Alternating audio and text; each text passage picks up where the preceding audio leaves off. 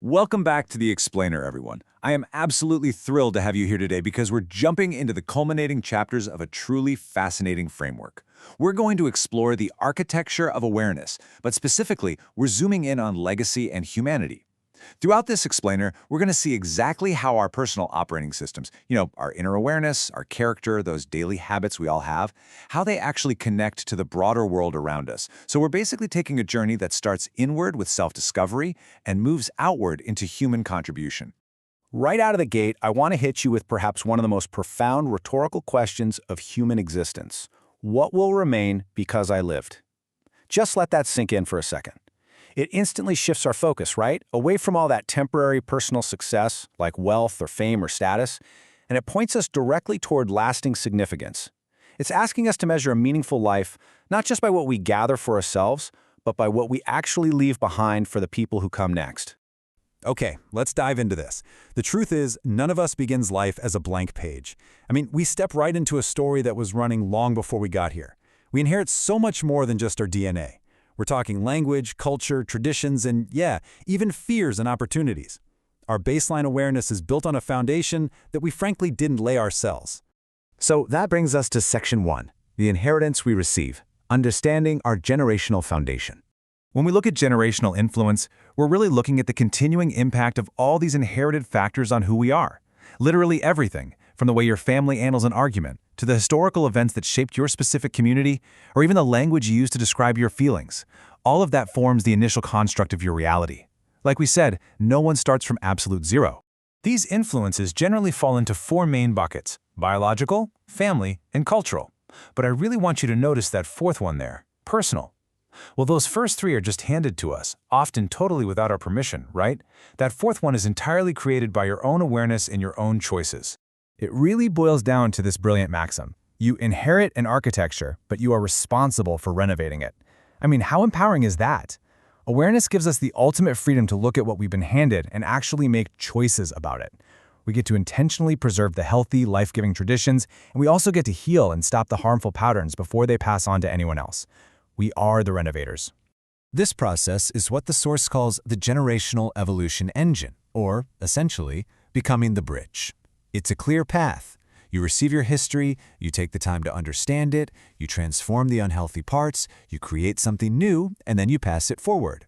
You are acting as a literal living bridge between the past and the future. And the best part? You are the one actively choosing what gets to cross over that bridge. Moving right along to Section 2, flourishing in our communities, the expansion from self to civilization. Now, if we zoom out from the individual family unit, we start looking at culture. And culture isn't just, art, food, or music. It is the shared identity of an entire community. In this architecture, culture is simply the collective expression of millions of individual awareness architectures interacting over time.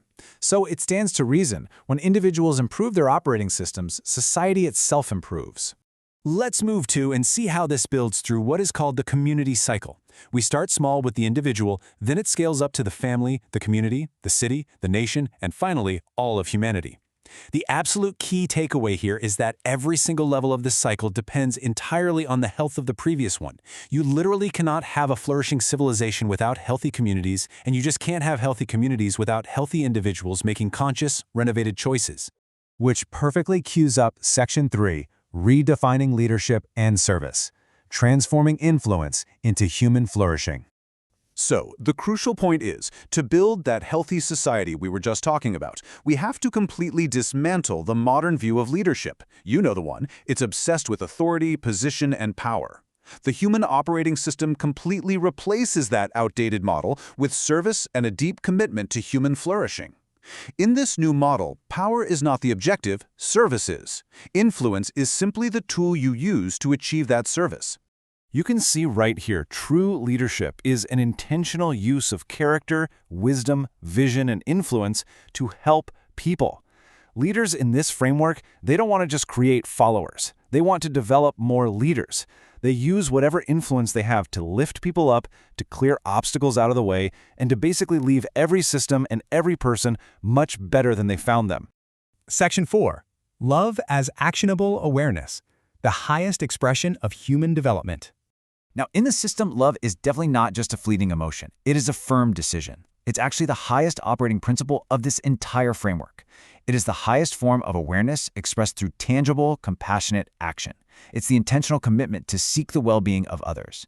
Because think about it, empathy without action just sits there and observes. But true compassion gets to work. And this brilliantly illustrates the massive distinction between happiness and joy. Happiness is incredibly fickle. It relies entirely on external circumstances going your way, like, I don't know, finding 20 bucks in your winter coat. But joy is rooted deep in meaning, gratitude, and a life of actual contribution. When your life is centered on love and serving humanity, that kind of joy sustains you even through the most brutal challenges. All right, Section 5, building your everyday legacy, designing a life that outlasts you. Pulling all these concepts together, we get to the ultimate goal of the architecture, your legacy. True legacy is measured in enduring influence and human flourishing. It is the lasting impact of your character and your service. It is absolutely 100% not measured in your accumulated wealth, your fame, or how many buildings you manage to slap your name on. It's about what continues to grow in the world simply because you chose to live with purpose. We can break this down into 5 distinct forms of legacy: personal, family, professional, community, and spiritual. Now, the vital thing to understand here is that every single human life leaves all 5 of these behind. Every single one of us. You leave a legacy, whether you are doing it on purpose or entirely by accident. The only question you have to answer is, what kind of legacy are you leaving? Because here's the reality. Legacy is not built once at the end of your life like some grand finale. It is being built every single day. Today's quick kindness, that becomes someone else's core memory. Today's teaching, that becomes someone's future wisdom. Every single conversation and every habit you practice today is literally laying another brick in the architecture of tomorrow. Finally, Section 6, the infinite human chain, building a civilization worth inheriting. For our final zoom out, I want you to picture yourself right in the middle of a massive generational timeline. Just imagine it. You are standing directly between the great-grandparents of 100 years ago and the future generations of a century from now. Every decision you make right now doesn't just stay in today. It echoes forward through time, actively shaping the world that your children and their children are going to inhabit. This is what we call the infinite human chain. Human civilization, at its core, is just an infinite learning system. We receive the past, we learn from it, we improve upon it, we create brand new solutions, and then we pass the whole shebang forward. We truly honor those who came before us by serving those who will come after us. We'll end on this incredible, lingering thought. We do not inherit the future from those who came before us. We borrow it from those who will come after us. We are all, quite literally, stewards of humanity's shared future. So, the question remains, what kind of world are you returning to them? Thank you so much for joining me in this explainer today, and I truly hope you leave here inspired to become a conscious architect of our shared future. See you next time.